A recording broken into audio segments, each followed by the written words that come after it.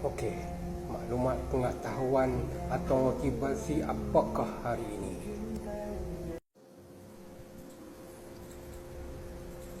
Okey.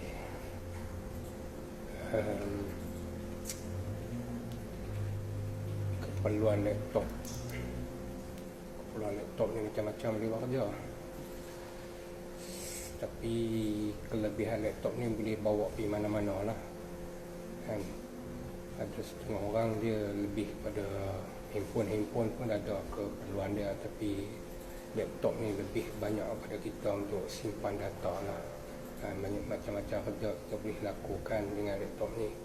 Macam saya ni, inilah hari-hari saya update mengurusi pengurusan kewangan semua kat sini lah.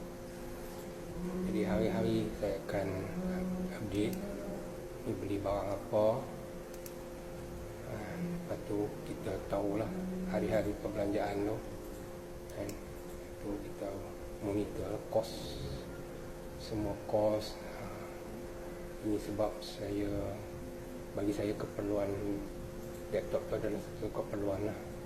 Kan? Macam-macam lagi untuk company pun kita ada boleh buat data.